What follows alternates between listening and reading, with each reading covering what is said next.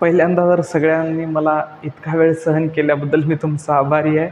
कारण ट्रिग्नॉमेट्रीचा पूर्ण चॅप्टर संपेपर्यंत तुम्ही माझा वेट केला, त्याबद्दल मी तुमचा आभारी आहे. तुम्ही एवढा वेळ दिलात म्हणजे माझं पण काम आहे की तुम्हाला पण थोडासा वेळ देणं. तुम्ही ज्या गोष्टीचा आग्रह करता की सर तुमची एखादी कविता सांगा, ठीक आहे, आज मी माझी एक कविता तुम्हाला सांगणार आहे. ती कविता एक कॉमेडी कविता आहे आणि ती खूप इंटरेस्टिंग आहे. माणूस त्याच्या बॅचलर लाईफमध्ये किती क्रिएटिव्ह असतो आणि तोच क्रिएटिव्हपणा दाखवण्याचा मी प्रयत्न केला आहे. माझं BSc 3 सब्जेक्टमध्ये होतं. 3 मेन सब्जेक्ट होते, फिजिक्स, केमिस्ट्री आणि मॅथ. हे 3 सब्जेक्ट होते. या 3 सब्जेक्टमध्ये माझं BSc कंप्लीट झालं आहे आणि त्या टाईमचा जो क्रिएटिव्हपणा होता, काय होता, ते कवितेतून मांडण्याचा प्रयत्न मी केला आहे. माझं जे प्रेम होतं, आणि ही कविता पूर्णतः काल्पनिक आहे. माझ्या जीवनाशी किंवा इतर कोणाच्याही जीवनाशी या कवितेचा काहीही संबंध नाही.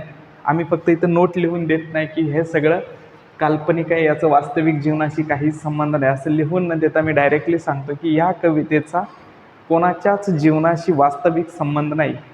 कवी हा कवी असतो, हे तुम्हाला सगळ्यांना जास्त माहिती आहे, त्याबद्दल मी जास्त बोलणार नाही. मी माझी जी कविता आहे ती मी सांगतो तुम्हाला आज. ही कविता आहे विज्ञानातलं प्रेम.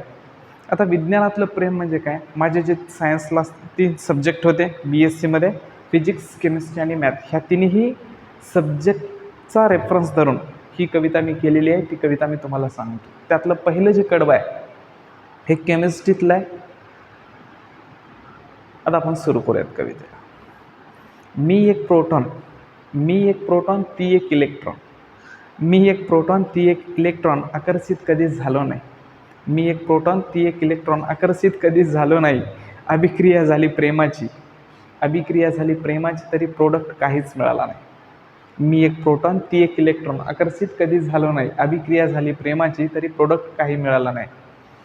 प्रेरक, catalyst, you know what catalyst, it increase the rate of reaction. Catalyst म्हणून, प्रेरक म्हणून व्हॅलेंटाईन डे आला, पण मॉलिक्युलस नसल्यामुळे रिकामाच गेला. म्हणजे त्या दिवशी ती अब्सेंटच होती. मॉलिक्युल आलाच नाही, अब्सेंटच होता. नेक्स्ट जे कडवं आहे ते आहे मॅथ्समधलं. आता मॅथ्समध्ये कडवं म्हणजे थोडंसं इंटरेस्टिंग असेलच. प्रेमाची तिच्या बेरीज करायचो, हातचे नसताना हातचे द्यायचो. प्रेमाची तिच्या बेरीज करायचो, हातचे नसताना हातचे द्यायचो. कदाचित त्यामुळेच उत्तरात चुकायचो. अशी उत्तरे बरीच आली आणि अर्ध्यावरती सोडून गेली. उत्तरालाही उत्तर देईल अशीच उत्तरे जमा झाली. कडव्याचा अर्थ कितीपर्यंत तुम्हाला समजला आहे माहिती नाही. आपण काही चुकीचं जर करत असाल, नको तिथं जर हातचे लावत असेल, तर उत्तर तुमचं चुकणारच आहे. काही गोष्टी तुमचं तुम्ही कम्पेअर करून घ्या. प्रत्येक गोष्टीमध्ये डिटेल जाऊन सांगणं आवश्यक नाही. शेवटचं जे कर्व आहे ते खूपच इंटरेस्टिंग आहे. कवितेचा शेवट कसा होतो आणि आपल्या BSc बॅचलर लाईफचा पण शेवट कसा होतो या शेवटच्या कडव्यातून मांडण्याचा प्रयत्न मी केला आहे. बघा, शेवटचं जे कडवं आहे ते फिजिक्समधून आहे. आपतन झालं, परावर्तन झालं, डोक्यात प्रकाश पडला.